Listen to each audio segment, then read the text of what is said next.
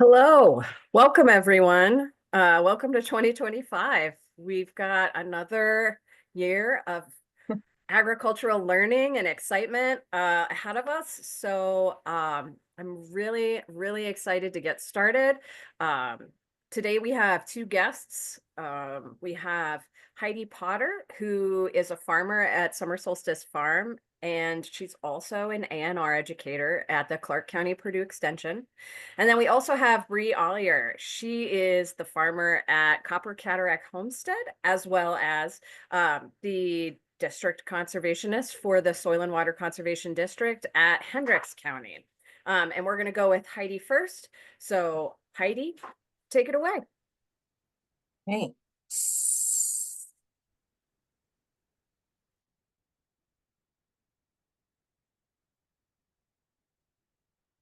All right. So I'm really excited to be here. As Megan mentioned, my name's Heidi. I have a farm here in Southeast Indiana. And this morning we're talking about No, but you're probably right. uh, small scale livestock and improving soil health. So before I get into the actual livestock portion, I think it's important you know a little bit about sort of where I'm coming from, sort of the filters that I use. I grew up in Oregon, so a little bit of a different climate than here in Southeast Indiana. My grandparents had a farm that we visited just a couple times a year. Um, I have been told that this is where I learned to respect electric fence. I was feeding some lambs, bottle feeding some lambs, and got zapped across the chest. Still terrified of electric fence to this day, which will come in handy later when we talk about electric fence. I also sort of grew up in the suburbs, was a city kid, but I married a person who grew up on a farm. So sort of gained some experience vicariously through my spouse. And then the only other experience I had on a farm with livestock in particular was that I lived in Colorado on a cattle ranch for a short time, did a little bit of labor in exchange for some free housing. And they had some Herefords. So again, a different climate than here in Southeast Indiana, which sort of helped inform some of my choices here in Indiana. So my current farm is 40 acres in Southeast Indiana.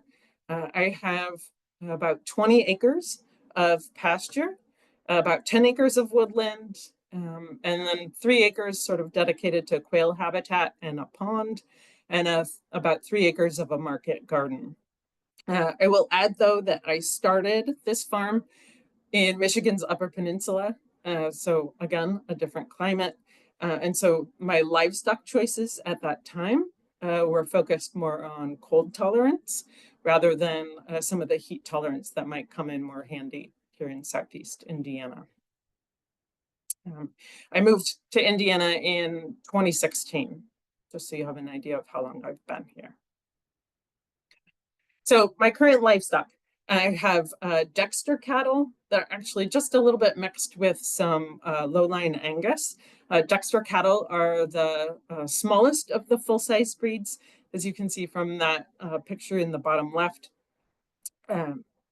There's a Angus bull behind my Dexter cattle on the other side of the fence, so you can kind of get an idea of the size differential.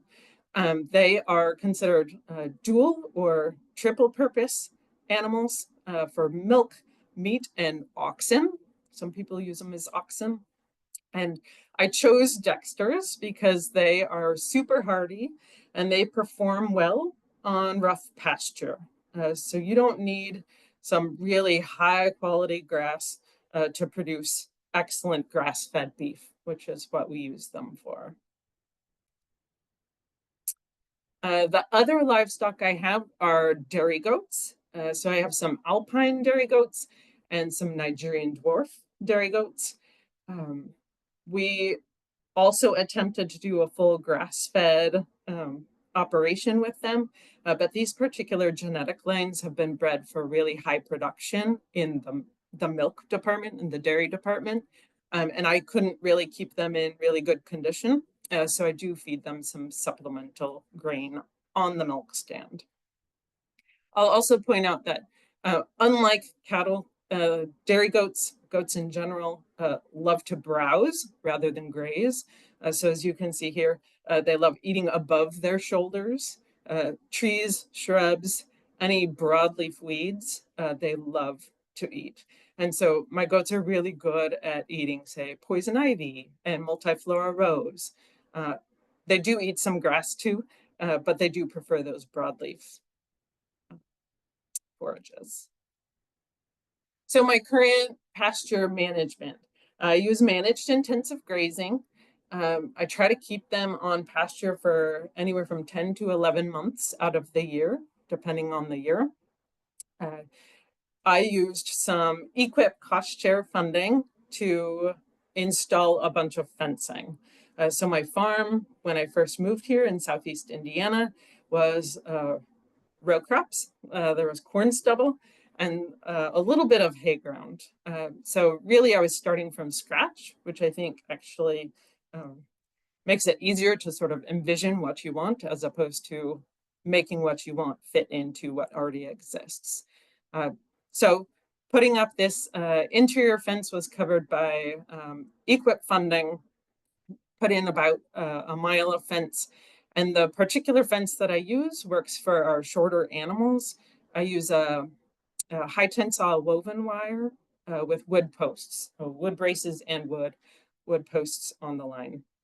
And it's spaced 9, 49, 6. So that's 9 strands of wire. It's 49 inches tall.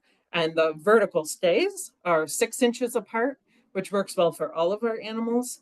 The 12-inch spacing is also on there. I bought some of that, but I found that some of my smaller goats can actually squeeze through those holes. So that's been one of the challenges, is figuring out what infrastructure is best for the different species I have on this land. I spent about 2 years of my life building fence, off and on. I used my in-laws to help me build some of this fence. I used manual post hole diggers for about the first half of my fence building career, and then decided it would be well worth the investment in a hydraulic post pounder that fits on the back of our tractor to pound those posts in rather than me do some of that labor. So from there, I can easily run my managed intensive grazing using some temporary fence. So the red lines on this map show where I might, for example, run some of this temporary fence. So I can take these larger pastures, 5 or 6 pastures we have there, and I can subdivide them into smaller sections that create shorter rotations for the cattle. And so some of the equipment or infrastructure that's required, I use a solar charger. It's the PRS 100 from Premier Systems. It's really excellent, has worked well for me, very portable. Step-in posts are really helpful, especially when we get to some sort of droughty conditions in the summer, having that extra oomph to get those step-in posts put in place. And then wire reels with polywire. I use a braided, thicker polywire so the animals can see it. And I'll note right now that I bought some cattle who were already trained to electric fence. And that has been super helpful. They already respect the electric fence because electric fence is a psychological barrier. Remember, I told you I was bottle feeding lambs, and now I'm terrified of electric fence.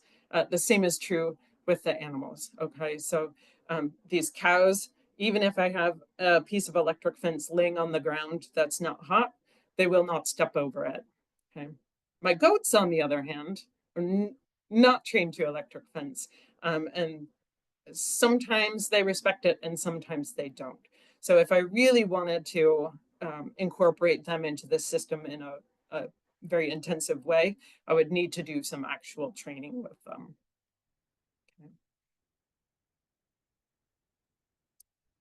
Okay. Additionally, so being able to change the size of my paddocks is helpful. But the other piece of that is also having access to water, okay? Because animals need water no matter where they are in the paddock system. And so I used some EQIP funding to put in a buried livestock pipeline, which is about 3,000 feet of pipeline. And so show you this.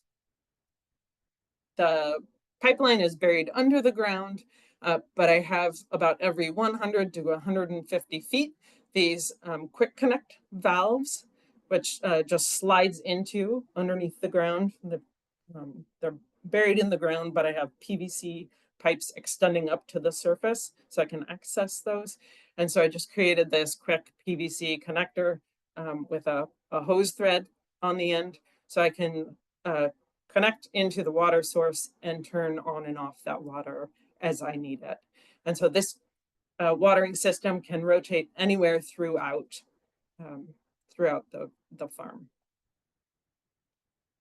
I'll say our prior watering system, which worked okay for us, was some IBC totes. They were food grade IBC totes, and we pulled them around on a trailer. The system I have now is, of course, more flexible, requires a little less planning ahead, but this definitely worked, and the cattle didn't mind. I also used EQIP funding to create a heavy use area protection space with some automatic waterers. This is a Cobbett brand automatic water that doesn't use any electricity. Like I was mentioning before, electricity can either deter or enhance an animal's experience. And I'd heard enough bad experiences of people having electric heaters in their automatic waters that it would zap the animals when they went to get water, and then that would prevent the animals from coming back for water. And as we know, in order to produce healthy, happy livestock, they need to be drinking that water. So it was really important to me to use something that didn't have any electricity. And then one of the challenges of creating a pastured situation for multiple species of livestock is accommodating different sizes. And in this case, we have some short goats that can't quite reach into those automatic waters. And so sometimes you have to provide some accommodations. So this little guy got, say, a little cement block to step on so he can reach that water. So a little bit about our actual grazing system. The size of the paddocks changes year to year, season to season, week to week even. So there's not a cookie cutter way that I set up paddocks. In the time that you can see on this picture, the forage is quite lush. It's up to even maybe the shoulder height of that animal or the elbow height of that animal. And so I might create a smaller paddock. So I'll just string that electric line a little bit closer to the other electric line when I move them to the next paddock. And I try to look at the forages that are there, what they've been eating, how quickly they graze that down to those stop grazing heights to determine the size of that next paddock. Okay.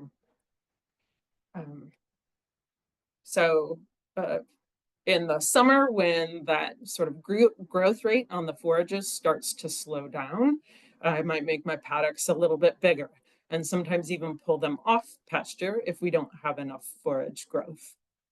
And what I really like about this managed intensive grazing, moving them every 24 hours, is we have a more even spread of manure.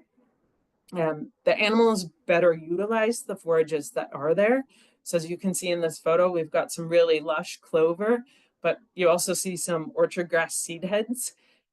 If I gave the animals lots of space, they would go after all of that really lush clover and leave those orchard grass seed heads. Those aren't quite as palatable to them. But when I keep my paddocks smaller, they're more likely to eat those orchard grass seed heads before they move to the next paddock. What's great too is providing a longer rest period for these forages. So my goal is that the animals take a bite out of every piece of forage on that space, and then they move to the next paddock. And then nothing is eating that forage until they come back to that paddock 30 to 45 days later. So that helps enhance the health of the forages, helps the soil microbes stay happy and continue to do their nutrient shifting. And then the other aspect is that the internal parasites tend to hang out on the lower 4 inches of forage.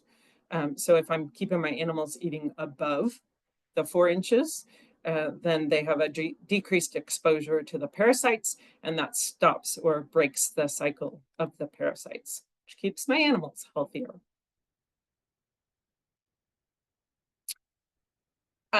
So we use this managed intensive grazing for the cattle. The goats have kind of a different situation in that they're dairy goats and that I milk them every single day. They also are a little more geared towards being prey animals. So they don't want to go anywhere on their own. They like to go together as a group. And oftentimes I need to escort them to their pasture. So they don't feel comfortable leaving their safe barn. So sometimes I do have to walk them out to pasture and then lock them there to let them spend the day in that pasture. They're really good at cleaning up old fence lines. Like I said, eating the poison ivy, multiflora rose, honeysuckle. They're really good at eating that. One of the challenges with goats, sometimes this happens with my cattle too, but my goats get into tighter spaces where there's a lot of weedy forages. They help distribute these weed seeds. And while I do appreciate some weeds in my pasture, as far as goat forages go, I don't want my pastures to become overrun by weeds. So planning where I send my goats, making sure they're not bringing too many weed seeds back to some of my nicer pastures can be helpful. So a couple of other tools that I utilize for our grazing management is bale grazing through the winter. I mentioned that I keep my animals on pasture for ideally 10 to 11 months out of the year because I don't want to have to haul their nutrients from a sacrifice lot out to the pastures. I want them to just put it in place for me. And so one of the ways I do that is by bale grazing. So I set out round bales of hay on some of their pastures while it's dry and droughty in October or November. And then I rotate them through these sections of bales, kind of like I would any other managed intensive grazing, and let them eat those bales and create lots of really good organic matter. They poop and urinate. They sort of trample some of that hay in place, and that enhances some of that soil microbe activity. And then as you can see in the picture, some of those spaces refill with some really delicious forages. Other spaces don't quite repopulate with the forages. And so I will overseed with some clover or some other desirable forage seeds in the winter. Right now is a great time to be frost seeding. Maybe wait a little bit longer because I think the cold's going to be sticking around for a little bit. But that's a really easy way to sort of renovate my pastures that I have. They need a little bit of improvement. And so one of the key things of managing this 10 to 11 months on pasture is watching for that spring green up. I want to pull my animals off the fields as green up is starting because I want those pasture forages to grow to their full potential in that spring green up time. And so I do actually pull them into a sacrifice lot and feed hay during that time. and then being mindful about which paddocks I'm putting them in during times of when it's really wet. So this particular picture is of drainage. So a lot of water can come through here in the spring. And so limiting the amount of time that they're on that piece of land can be helpful, but also sometimes avoiding it if it's too wet and coming back to it during a period of drought. Typically, I put out my cattle in early April for their first spring grazing. And so then I'm pulling them off at, depending, February, late February, to let the pasture grasses green up. We also practice silvopasture. This is really helpful. Grazing amongst the trees, especially with my Dexter cattle. They're okay eating some of those bushes, shrubs, broadleaf weeds that can be found in the understory of trees. When it's really hot in summer, if it's going to be 95 degrees and 90% humidity, my Irish Dexter cattle are not terribly happy. They don't want to be out on those pastures without any shade. So I try to align my rotation. If I'm seeing some hot days coming up, I will try and get them into these silvopasture areas for those hot days. So I mentioned that little bit of winter feeding of hay in the sacrifice lot. I created this hay feeder, but again, I have Dexter cattle with giant horns. So I need them to be able to maneuver their heads into the space to get the hay.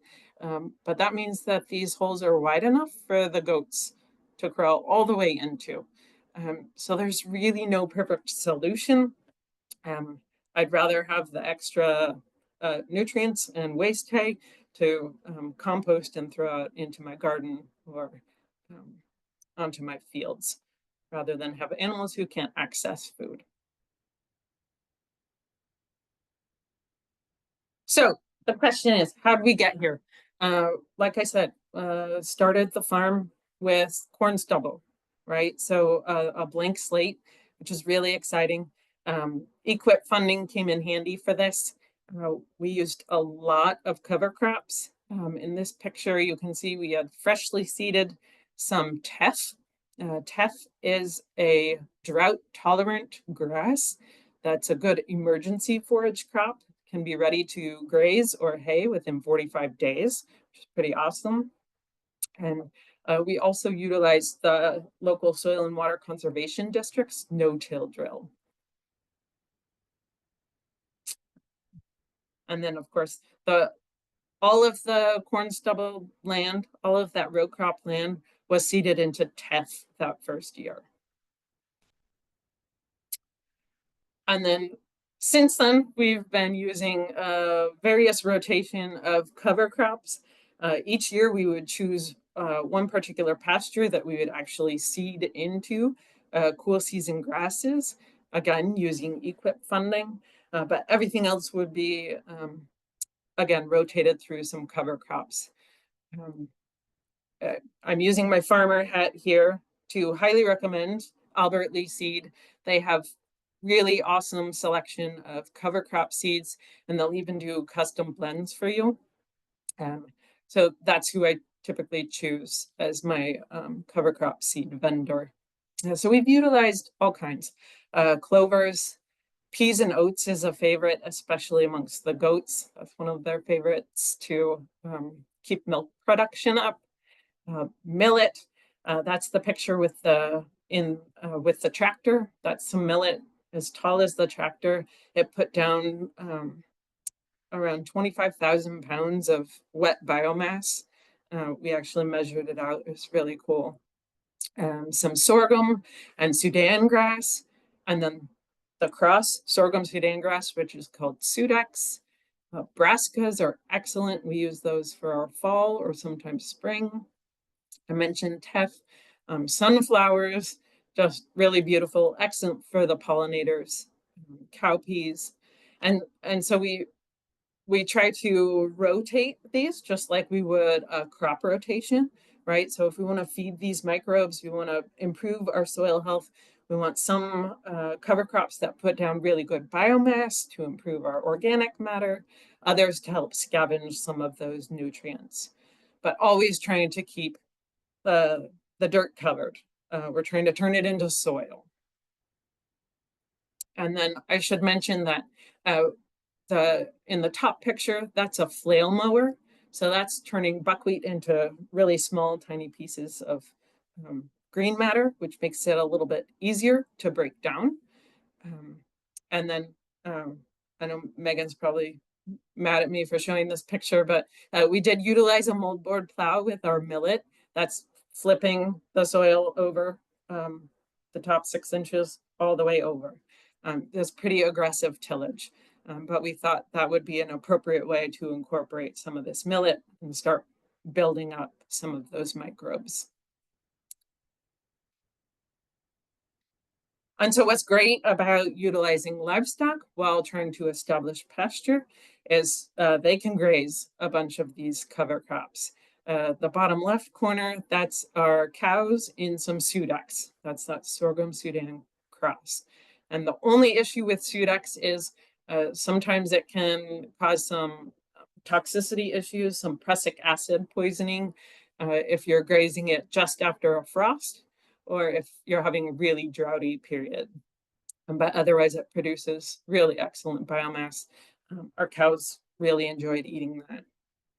Clovers, as I mentioned, all our livestock love clovers. On the left, you're seeing some brassicas, it's like some oilseed radish, tillage radish. And on the right-hand side, that's some millet. They just, again, goats love those broad leaves. They love those radish leaves, really good for them. And a couple of other things that we've done, I didn't mention earlier, but the very first livestock species we started with was chickens, the gateway species, as I call them, into the harder versions of livestock. And so we rotated cattle, goats, chickens. The chickens were really good at digging through manure piles, picking out bugs and fly larvae. It definitely helped reduce our fly load. And then, of course, having a chicken coop, a mobile chicken coop, provided some shade as well for our livestock or our cows.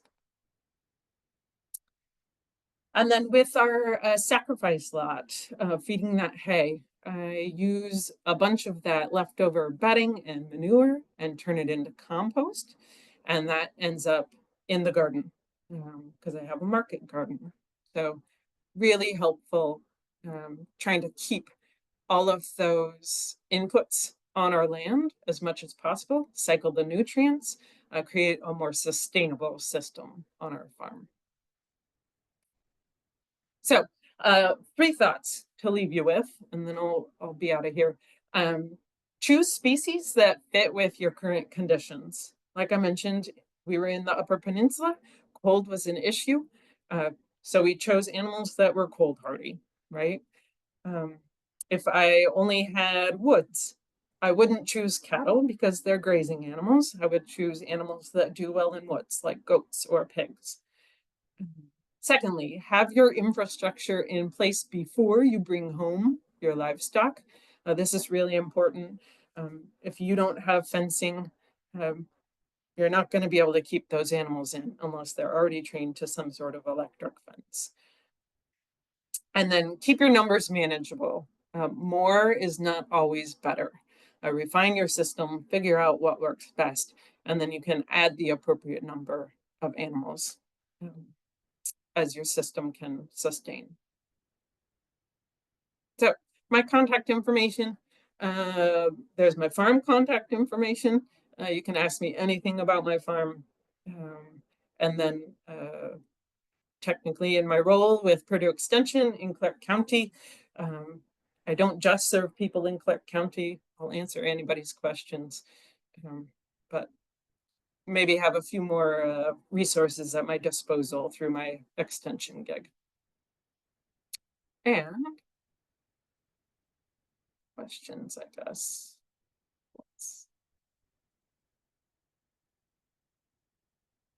I wasn't looking at the chat, so I'll have to go in. Tom V. Hi, Tom V. What have you noticed that's different in your sacrifice plot versus the others?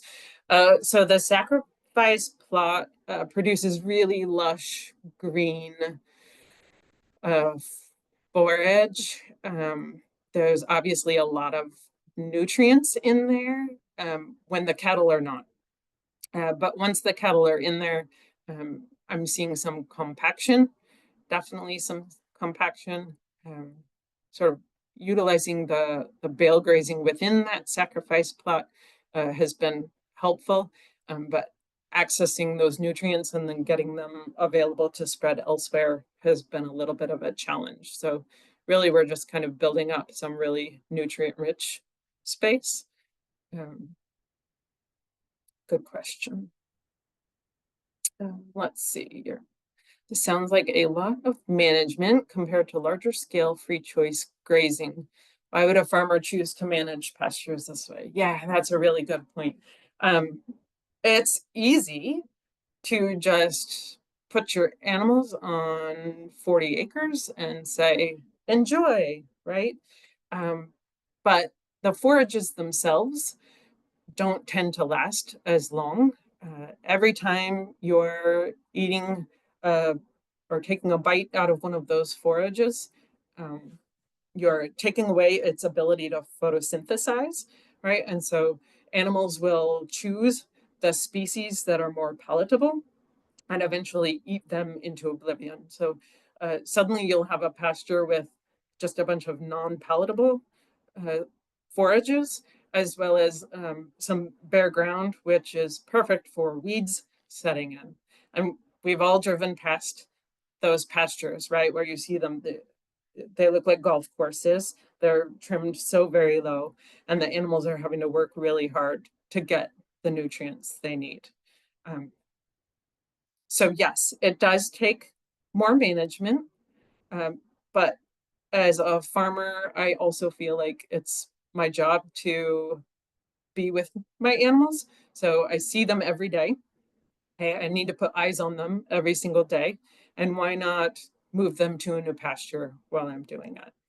So I do work a full-time job off the farm with Purdue Extension.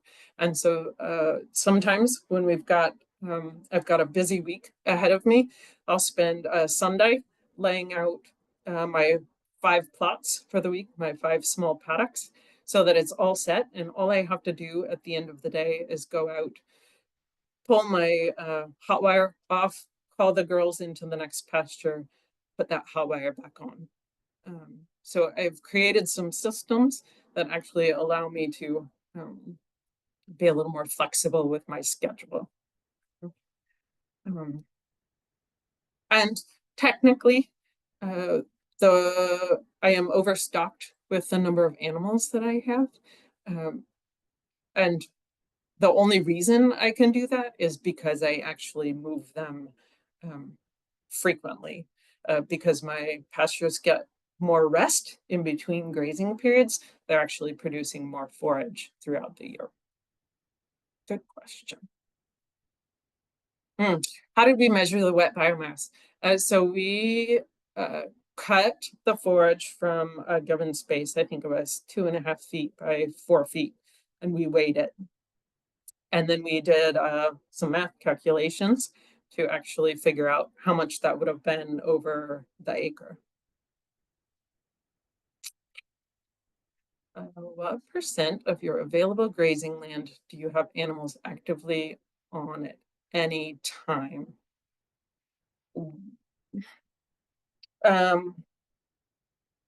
Well, I just have one group that rotates. So depending on the size of the paddock, I don't know how to do that math. If someone could help me, it's anywhere from let's say a 30 by 60 So that would be 180 square feet over the 25 acres. If that helps answer that question, a small percent, basically. But as far as the whole system, they're reaching every part of the farm in each year, at least once, if not 4 times. Do I move the animals over the market garden land at all? I don't anymore. For food safety reasons, manure issues, as well as I don't have any permanent fencing, keeping the animals on that particular portion of the land. And that makes me nervous with being away from the farm for my day job. I'm not there to call the girls back in should they get out of that paddock. Hi, Ryan. Hi, Lisa. A bunch of people I know. Awesome. Robert. Hi, Robert. Oh, you people are so nice. Thank you. I can stop talking now and let Bree speak. Thank you very much, Heidi. I really appreciate it. Yeah, Bree, take it away. Just go ahead and share your screen and we can learn about your operation. Thank you. Oh, what happened? Hang on. Okay, are we all good? Yeah. Okay. All right. So, hi everybody. My name is Bree. I am the resource conservationist here at the Hendricks County SWCD part-time. And then I have a copper cataract homestead along with my husband Alan and our daughter Henley. I love this quote because this is our second homestead that we have completely started from scratch. And that's kind of always our goal, is to just, whenever we get on a piece of land, is we want to make it better, not ruin it when we walk onto it. I left this in here just because there's a lot of buzzwords that go around these days when it comes to soil health and farming, and we hear a lot about sustainability.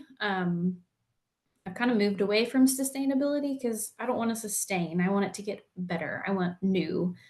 So I really like regenerative farming, or just kind of that term in general. So just a little overview of our current farm. So as we walk through these pictures, you can kind of see what's going on. The picture on the left is when we bought it in 2019. We've got 28 acres total. You can see a lot of it is wooded. We have 16 acres in classified forest. And then the middle little chunk that is there was pasture when we bought it, but it had been grazed by cattle for probably well over 20 years. And it was used and abused with falling down fence. The other 2 fields that are the lighter color were then in corn and soybean rotation, which I'm not sure why, because our plot of land has quite a bit of topography, very rough clay soils. So I can't imagine that the corn and soybeans did very well. This property was also managed for recreation. The gentleman that owned it, this was kind of vacation property for his family. They would come out here in the summers and just hike and play in the pond and that kind of thing. So there was nothing there when we started. And this picture over to the right, the white lines that are there is our current fencing infrastructure. And then the ones that are yellow is what's coming. We are waiting, fingers crossed, on either a CSP, Conservation Stewardship Program, or maybe even a FACT grant to try and help us with some more internal fencing to continue dividing our pastures. And I'll kind of go into more detail here in just a little bit on the why behind dividing those down further. So we all know the principles of soil health, but I wanted to show this one. So Understanding Ag is another consulting group out there, but they really, really promote soil health. And I like their 6 just because it kind of changes it, especially the first one. It's know your context. This one is huge for me because knowing why I care about the soil and why I want to build soil health, why I want healthy animals, why we want quality of life for not only the humans on our farm, but the animals. So that was huge for me. And that's a big why kind of behind why we do the things that we do. So every animal needs these four things. So I really enjoyed your presentation, Heidi, just because you went through all of the same things and talked a lot about like infrastructure and having these systems set up before you bring your animals. So this is kind of going to be based on those 6 soil health principles and these 4 things that animals need. So I've also kind of just coined the term recently is intentional grazing instead of rotational grazing. So one thing that we struggled with on rotations is it seemed like our pastures got kind of stagnant. Um, so I stopped doing like 7 days on, 7 days off. Like I quit um, the repetitiveness of those. And I started just being intentional about our grazing and moving them to the areas that needed grazed. So, um, within our intentional grazing, these are kind of the ways that we do things at our farm. So, we use heavy use protection areas. We have our larger pasture split into paddocks, and we actually use kind of an alley and gate system currently instead of moving temporary fences. All of our fences are permanent, and we just have kind of alleys that lead to those. And I'll show you some pictures as we move through here. Um, so when we're talking about the layout, there's a lot of things to think about, especially if you're starting completely from scratch. Um, the biggest thing is for us is water and electric, which is pretty much the biggest two things for anybody. So knowing where your water source is, whether you're hauling water or if you have underground water lines like Heidi has at her farm, do you have electric fences or are you using woven wire? Are you going to have a sacrifice area? Do you have lots of hills? Depending on your animal type, what kind of shelters are you dealing with? Um, are your pastures a mile away from each other? Are you having a trailer back and forth? Trying to be also kind to our neighbors where we have animals. All these things um, really kind of matter when you're looking at your property overall and trying to lay out things. And I guess I didn't say, so our animals that we have at our farm, we raise kuni pigs, which are more of a grazing hog. And then we also have horses and we raise meat chickens. So the first thing to think about when you're talking about grazing is your fencing.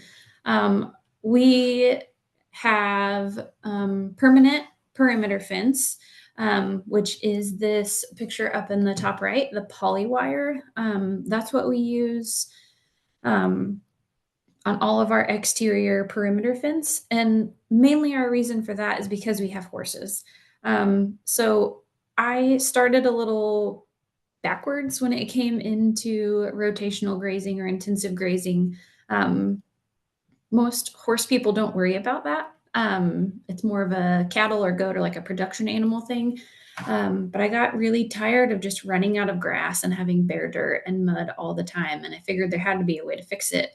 Um, and this intentional grazing or this intensively managed grazing system kind of fit that. So we started that with the horses and then added some livestock in later. But anyway, we have the poly wire on the exterior just for a safety reason for the horses. If they run through it, it'll snap, but it's electric. It's that psychological barrier that Heidi talked about. There's all different types of fence out there. This is all very dependent on the animals you're trying to keep in. Like Heidi said, if you have goats or sheep, that all matters. For our pigs, most of our pastures rotate. We have both our horses and pigs go in there. And in those areas, we still use poly wire, or you can see in this top middle, the braided wire. It's very similar. Both are electric fences, but we just put them closer together. So the pastures that have just horses, which is actually only one field, we have 3 wires. And then where the pigs and horses can both go, we have 5. So there's 3 on the bottom. The closest one is, I believe, 4 inches to the ground, and then they're like every 4 inches. So those pigs can't get through there. And then also for our sacrifice areas for the pigs, we use hog panels because those also end up being our farrowing areas, and we don't want piglets to be able to fit through there. I just talked about most of this on the previous slide. So when you're talking about your fence selection, the biggest thing is what type of livestock are you containing? Size matters. Goats, like Heidi said, sometimes nothing will keep them in. We're very lucky with our pigs. They were very easy to train to electric fence. So in the areas where my horses don't go and I just have pigs, I have 1 or 2 strands of wire. Very low to the ground, which makes it easy for me. I can step over it. We can drive over it with our 4-wheeler, those kind of things to get in and out of areas. So that's something to think about. Terrain. We are very hilly. We have a lot of ravines that we're crossing, a couple creek crossings. So those are all things to think about when you're selecting your fence. Heavy use protection areas. So these are extremely, extremely important to me and to our farm because we're grazing very small acreages. Our total pasture is probably only about 9 acres. It is not much. And so we have very low animal numbers. We only have 2 horses. We're normally running like 100 chickens at a time of meat birds. So it's very seasonal. And then with pigs, we range anywhere from like 10 to 20 animals, just depending on how many litters we have currently. But our system would not function without these heavy use areas. So I put a couple pictures on here just so you could kind of see how they're built. So that very first picture on the left, that is geotextile fabric. And this is actually from our first farm that we lived at. And you can see in the very middle of it, there's like the green grid. So this was a very steep hill that just kind of happened to end up being our sacrifice area. So we used a grid to help hold that stone and lime to make our heavy use area. Luckily, the one at our farm now is very level and flat, so we didn't have to use that grid, but you're just layering geotextile, stone, and then lime on top of there. So no mud. It's super easy to drag and clean with a tractor. We use these a lot in the spring and the wintertime, and I have a lot of pictures coming up to show you kind of what those look like in the different seasons. So these are an absolute must-have for us. This is the first thing other than fencing that gets built on our farm. So on all of these pages, I have a little picture of our farm with a yellow circle, so you can see where these are at just for proximity, so you can get an idea of kind of layout and what might work for you or might not work. So we have our sacrifice areas up close to our barn, just because that's where our electric is. So we can have heated waters in the winter. And then also I can keep a close eye on the animals. And most of the time they are pulled off of pasture in the winter months. So this is our horse lot in the summertime. They do have a covered area where they can go. You can see it is all lime. And then this is in the winter. These pictures were taken, I think, what was it, 2 weeks ago when we had like 4 or 5 days of rain nonstop. So they have this dry area under the lean-to where we keep our feed. You can see our IBC totes in the background that we store water in the winter. And then we just pump those down. Well, we can even use gravity down into the woods for the pigs. Our manure pile is there in the back. That gets composted and used on our garden. And then we also have some neighbors that come and grab it. So that looks like a big pile right now, but by spring, it's completely gone.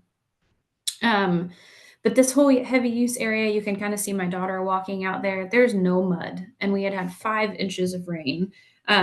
She is jumping. That's a big water puddle because we had continuous rain that wouldn't stop.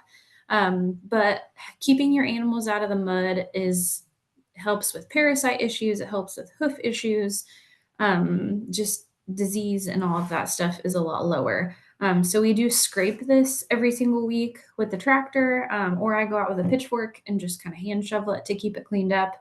Um, it's easy, it's nice, and we do have grass buffers all the way around this just to catch any of that runoff. Like you can see the water puddle that my daughter's jumping in. So we're trying to keep those nutrients here, but also by scraping that lot and keeping all of our manure in one location, that also helps too. So these are our pig sacrifice lots, and also they kind of double as our farrowing pens in the early spring. I have 3 separate pens currently. You can see our little kind of makeshift creep feeder there for our piglets, and water is down at the end. We do have little heavy use areas for our pigs. So heavy use areas can be very specific for the size of your animal. For the horses, we have that whole lot, just because they're pretty much pulled off of pasture and on hay from about January to mid-April. So I want them to have room to stretch their legs and run around if need be, but I also don't want them in the mud. So we just make that whole area a heavy use area. Whereas the pigs, they still have a lot of grass. This picture, just like the other one, was taken just maybe a couple weeks or a month ago. So they have lime just right there in a heavy use area just by their feeders getting into their house and their waters, and everything else is grass. So they can still continue to graze even in those sacrifice lots. We stockpile our sacrifice lots for the pigs, which means we don't mow that grass at all. They get pulled off of it, or they get taken out of the sacrifice lots, put back onto pasture in late April.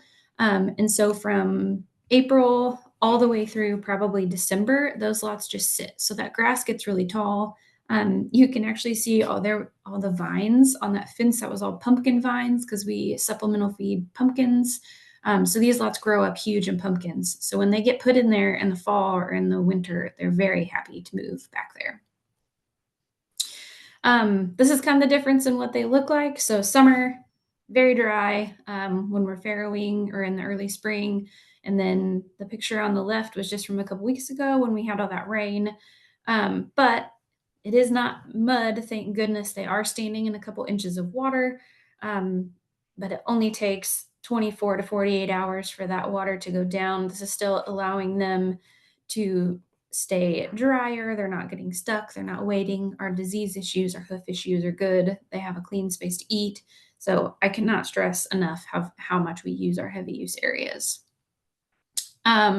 So watering is very important. So all of the little blue water drops on the map to the right are where we have waters.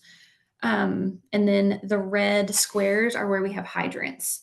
So you can kind of see our pasture that is way up in the front and the one that is way up in the back. There's not a lot of water access. And that's something we're working on. We normally haul water to those locations, or our animals are walking up to get water. Our horses are not out on pasture 24 hours a day, even when we are doing intensive rotations with them, just because horses can have some metabolic issues when it comes to eating too much grass. And I have elderly horses that have those issues. So they're only out on pasture for about 4 hours at a time. So they can do okay out on those further pastures without having a water trough in there because they're coming in so frequently. Whereas the pigs, and you can kind of see the chickens down there in the bottom middle, we are normally hauling water to them, whether that be an IBC tote or we have a big 55-gallon drum that we fill with our gutters. We haul water to them. Another option for watering, we do have 2 ponds. We have not used them as water sources for our animals, just because they're not not in great, like close proximity to our pastures. Um, but that is an option if you have those. So shelter is super important, especially depending on the type of animal that you have. With us having the pigs, they definitely need shade in the summertime or a very big wallow where they can go get cool. So we utilize silvopasture and our woods in the summertime. Like Heidi said, she tries to plan hot weather events around when her animals are going to be in the woods, or we try and plan our animals when there's hot weather events. I wish I could plan the weather. But so either that or we're using shade cloth when we can't get everybody back in the woods. For the wintertime, the horses have the barn. We have 3-sided shelters for our pigs. They are really good. If you throw a bale of hay in there, they make a nest and get comfy as can be. Our meat birds are very seasonal. We only do them in the spring and summer, so they're rather easy to take care of. As long as they have some shade and water, they're pretty good. But the biggest thing to think about with shelter is it's just animal dependent. If you have cattle, honestly, just having a windbreak from some trees might be good enough. But if you have pigs or goats or other smaller animals, you might need to consider like movable shelters if you're still rotating in the winter, or kind of how you're going about those. So I was kind of perfect timing to show this because all of our pastures are in different stages right now. We are going on our 6th grazing season, so we're still working on some of our pastures and trying to interseed with an EQIP grant. And so it's perfect timing to kind of walk through. So I put an X on the map wherever we are when I'm showing you these. So this pasture is going to be interseeded with a 12-way mix this spring. So it will, or anytime soon. Really, I'm kind of waiting till February, just so it's still cold and we're frost seeding, but I don't want to do it quite too early. So I purposely overgrazed this pasture. And this pasture right here, kind of this whole middle section, these 4 white paddocks, these were where there had been cattle grazing for the last probably 25 years at least. So they're rough and they need some work. A lot of compaction issues and a lot of weed issues, but the last 6 years we're getting there, and you'll kind of see how the other ones have changed. But this one we purposely overgrazed so we can broadcast seed and frost seed this winter. So overgrazing can be used as a tool. I always thought of disturbance as using iron or tillage or something in the ground and really actually disturbing that soil, but you can use grazing as a disturbance. So we grazed this purposely very short. You can see it's under 2 inches in most areas. That is the benefit of having horses, is they will graze to the dirt. So they did that for us here. So it's prepped and ready for us to frost seed. And that is the same pasture. I tried to show you seasons so you could see what it looked like before. So this was June of last year. So this pasture wasn't in bad shape, but it's predominantly fescue. So we're really just trying to diversify this paddock and get more legumes and different species in there. So this was, like I said, it was early June, and it had not been grazed yet. So this pasture is I'm going to say it's our winter like sacrifice grazing. So we have stockpiled this pasture for our horses. So like anyone else, I don't want to feed a lot of hay in the wintertime. But we don't have enough animals to do what Heidi was doing, like bale grazing.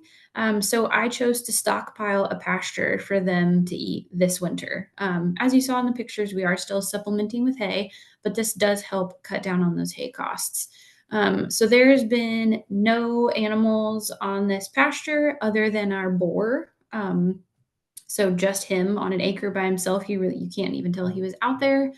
But this has not been grazed since, let's see, it would have been April of 24. And they got put back on this just at the end of December. So we had an entire growing season. And a lot of this is matted down from the rain and the weather, but you can see it's anywhere between 15, 16, even up to 18 inches tall. So this is going to give them a lot of good forage even through the winter. And this was it in the early spring when I had our one boar and our sow out there before they got moved to a different pasture. This pasture just got overseeded in the fall. So this was another one that I utilized overgrazing in the summer. We had a really droughty summer, so it was easy to overgraze because nothing grew. So we grazed this down, and then I used an aerator to kind of open up the soil. I said we have really heavy, wet clays. So we grazed it down, we aerated it, and then we broadcast seeded this field right at the end of August in 2024. So we have had some regrowth. It's about 4 to 5 inches in most places right now. So it's still shorter than I'd like it to be. But this pasture will sit until probably at least July or August of 25. And then it will only be lightly grazed next year. And that was this pasture this past summer. And then this is our front field. So this was one of the fields that was a corn and soybean field. It was seeded in 2020.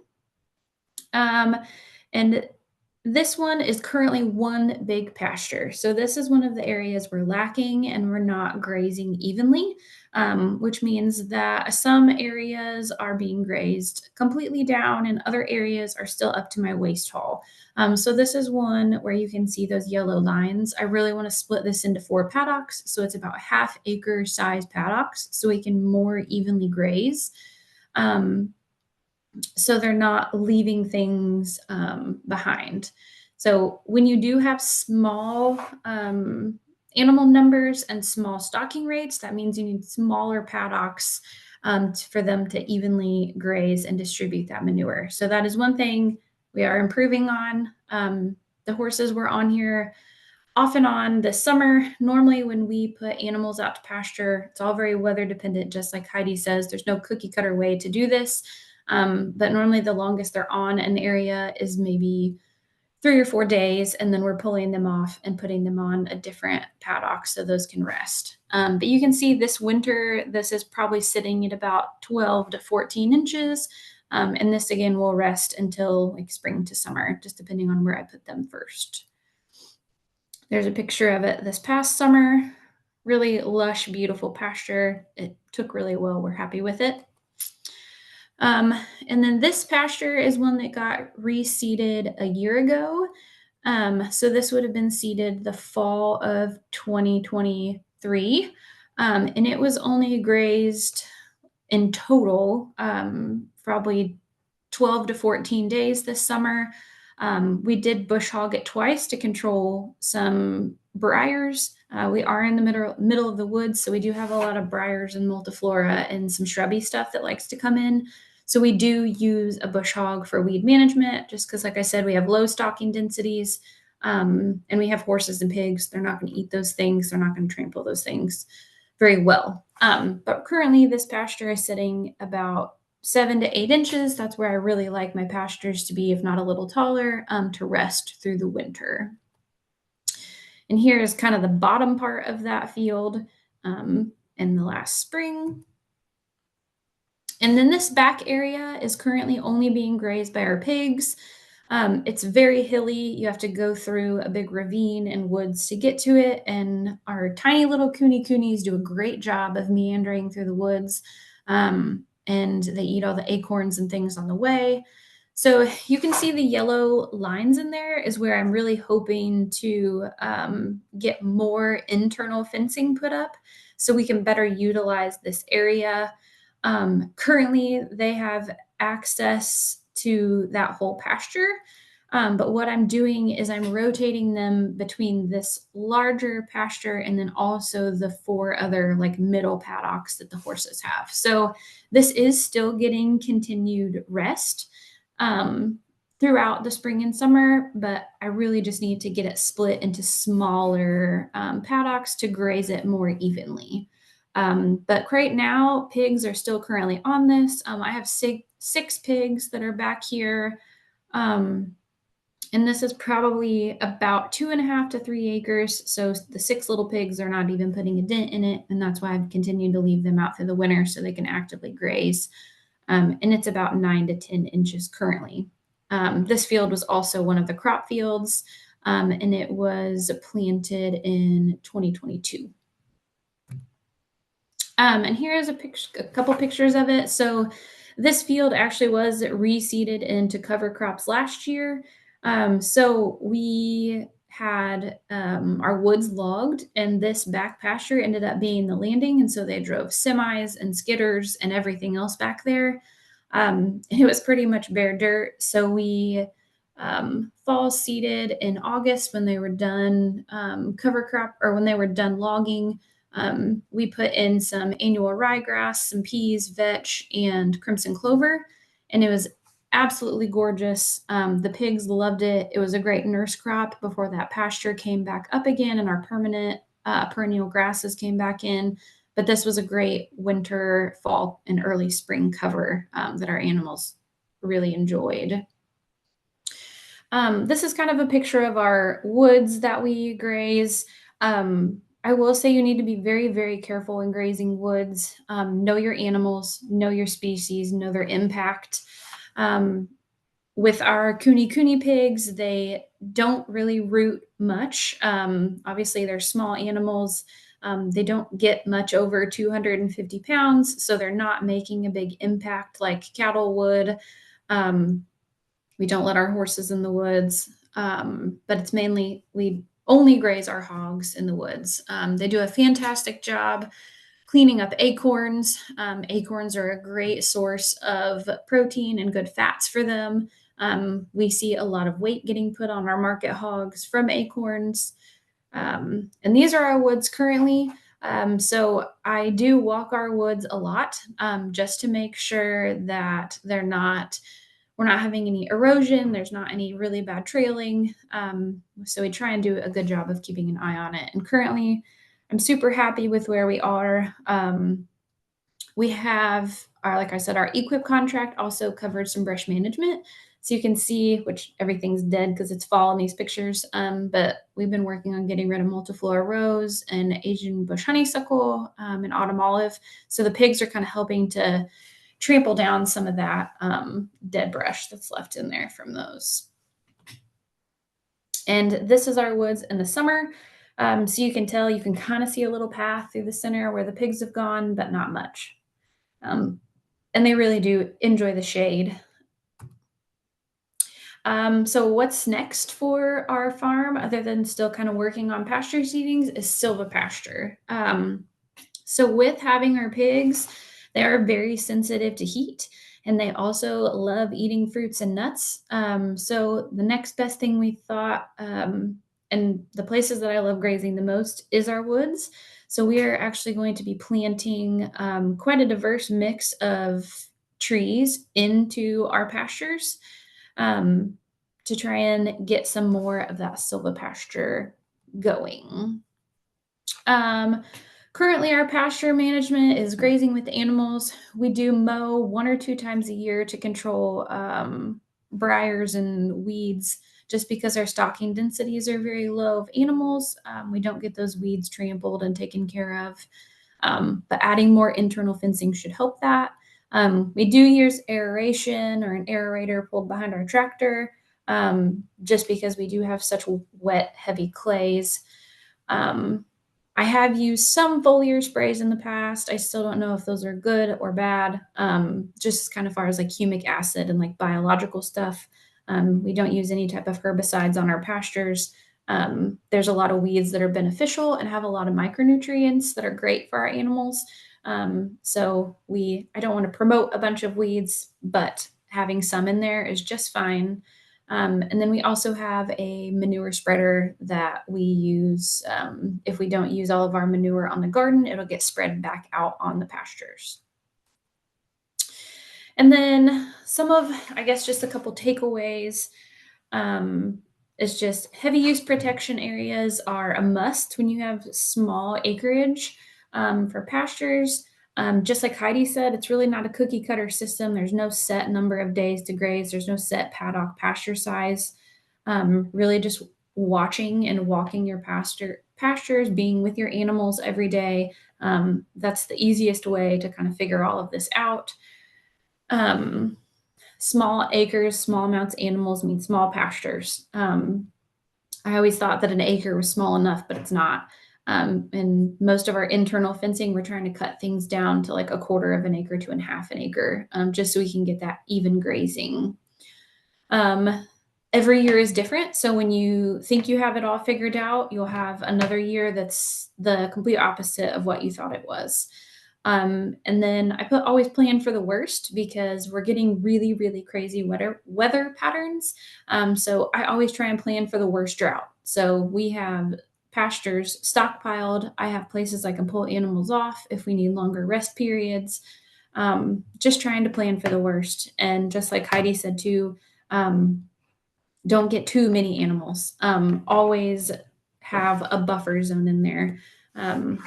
We always have under the amount of animals of what we could have just in case we do have a drought or something happens. Our pastures come first because that's what makes our animals healthy and that's what provides us healthy food. I also just put this little info sheet in here from Understanding Ag. They have some really, really cool tools out there. And I liked this one. And then I always just throw this in here because all of us has a gift, and I feel like our farm is our gift, and being a steward of our land is a huge gift. So I try and share it with others every time that I can. I'm always constantly learning and doing things like these. I get to learn from everybody, and we learn from each other. So thank you all so much. Here is my contact information. My work email is on top. Our farm email is below that. And then we have Facebook and Instagram pages that I am not on very often. So if you want to get in contact with us, email is the best option. And look and see if we had any questions.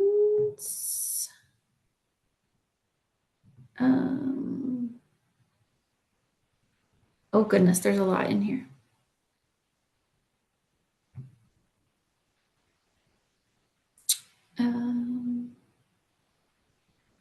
Let's see.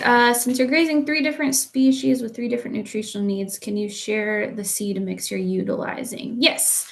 I'm trying to remember everything that's in it. The seed mix that we got came from Byron Seeds in Rockville. I will definitely second Heidi that the Albert Lee seeds are fantastic. I like a lot of their mixes, and the only reason I didn't go with them is because I found almost the same mix at Byron and I didn't have to pay shipping.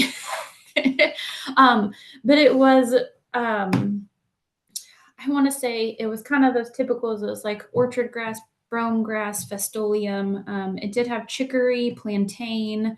I think it had 3 or 4 different varieties of clover in it. Trying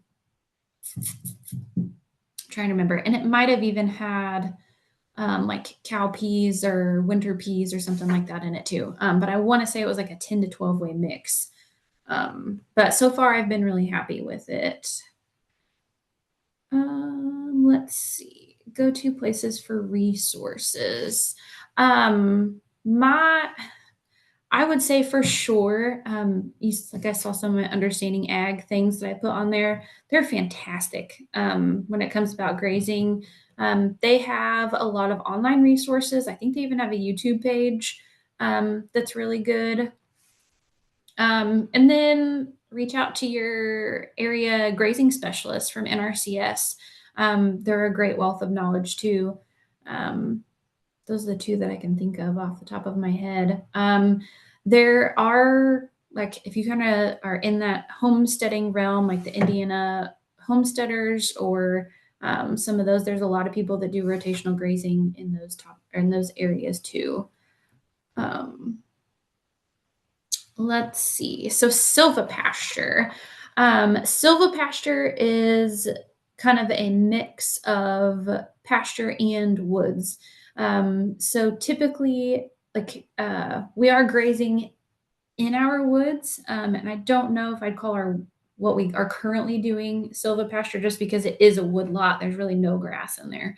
But planting trees into our pastures, we're doing about 4 to 5 trees per acre. So not very many at all.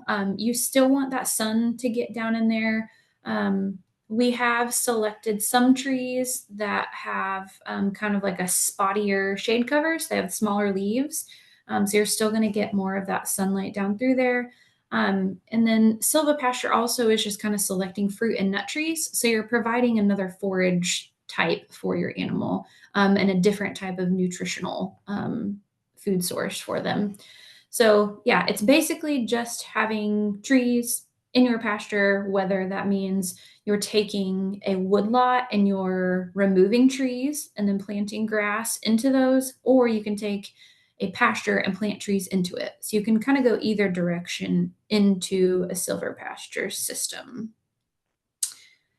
And I think that is all the questions I see for me.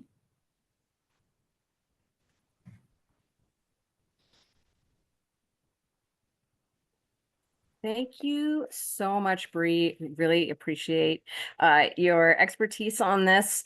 We are going to go then to, does anybody else have any questions? Just want to double check for Heidi or Bree before we move on to our partner shares and our regional specialists shares.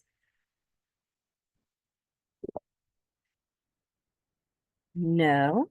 Okay. Well, then let's get going, and I will share my screen here and we will start with our specialist shares.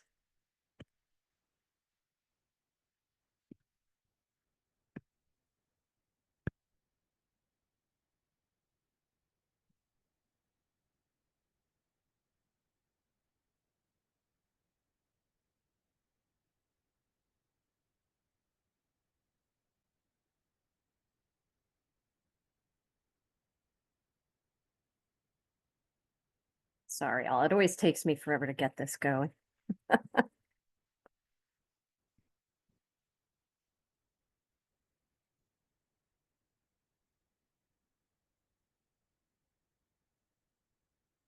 All right, so our next person will be Tanvi in the Northwest. Hi, Tanvi. Hi, everyone. I am officially in the area, moved in, and have some just upcoming stuff where I'm starting to meet people in person.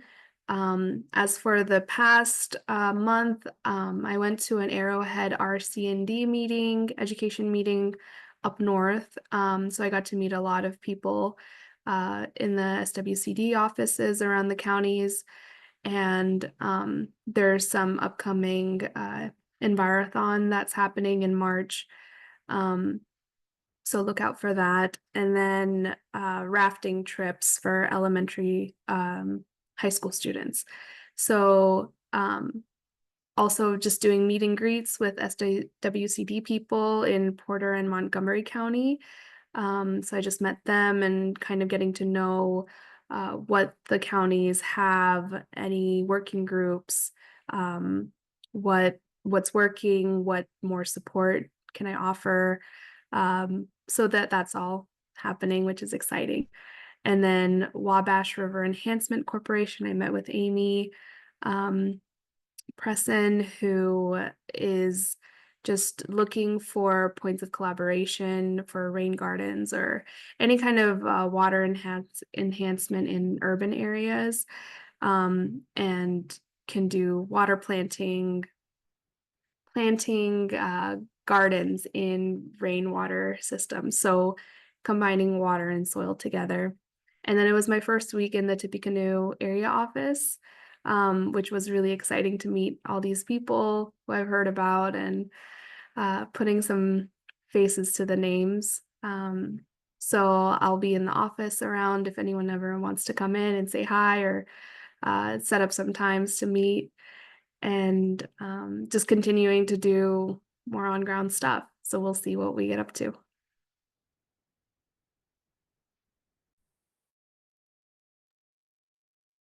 Tanvi, Good morning. go for it, Terry. Sorry. Good morning. So highlights from December. I met with a bunch of people. We had a lot of working group meetings, and there were no great pictures of that.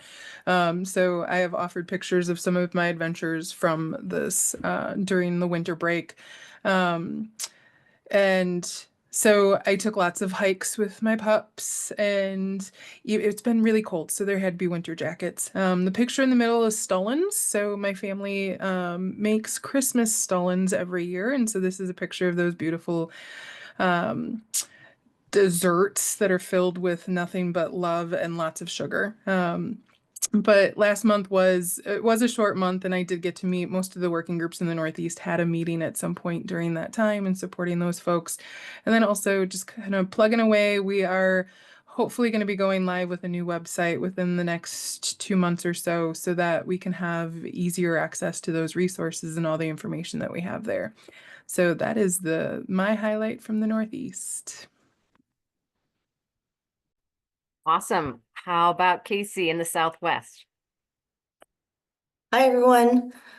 So my update really is kind of just for the working groups as a reminder that we have a deadline, soft deadline tomorrow, January 15th, for you to submit any invoices from 2024, mostly the fourth quarter. But if you have anything outstanding from last year, please go ahead and get those submitted to us. As always, please reach out to your USH specialist if you need help filling out those forms, have questions. And then don't forget to add any match for all the things that you've been doing, because that also counts for us as well. So that's my quick little update. Thank you. Thanks so much, Casey. Really appreciate it. I am here in the Southeast and just wanted to remind everyone to be on the lookout for more hands-on workshops that are both going to be on farm and in the classroom. Additionally, learning opportunities for small scale producers, ag professionals, farmer leaders. We'll be in partnership with ICP and other Indiana conservationists, and also look for some cross-pollination from our team members on events in forests and farms and fields this year. And I just wanted to share a picture from my farm as a reminder that even in the midst of a freeze, that picture of my high tunnel was taken 2 days ago, fully covered in snow. It looks terrifying, but inside, lots of green and lots of growth. So yeah, it's not only is stuff still growing, even though we can't see it, it's just a reminder that spring is right around the corner. So let's get cracking on these events. I'm really excited about 2025. So then let's move forward with some of our just great events that are coming up that we think would be worth sharing. So Terry's got the Michiana Regional Seed Swap. She'll be tabling in Goshen, Indiana on the 18th. She's also piloting the Soil Health and High Tunnels in Marshall County on the 22nd, and Growing Connections in South Bend on the 23rd. For those of you who are our IASW CD friends, we're looking forward to seeing you at the annual conference in Indianapolis at the end of the month. And don't forget that Persephone Days are officially over on January 26th, which means that you can honestly start to seed after the 26th. We'll have enough sunlight for seeds to grow. It may not be warm enough, but we'll definitely have enough sunlight. And then our next urban updates will be February 11th. And then don't forget, looking forward, we've got the Indiana Organic Grain Farmer meeting in West Lafayette on the 19th, and then Small Farms Conference in Danville at the Hendricks County Fairgrounds on March 4th and 5th. Any partner shares that are out there, feel free to speak up.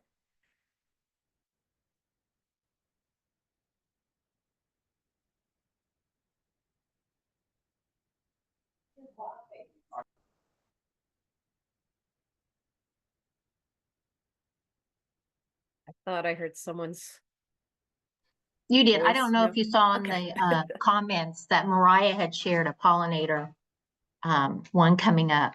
So sorry if that's already been repeated. No, that's okay. Thank you for that reminder. In the chat, the Pollinator Partnership is hosting another Pollinator Steward certification event. That'll be March 19th and 20th. I'll be at that one and presenting. So if anyone is interested in that, please click on that URL in the chats. Anyone else want to share?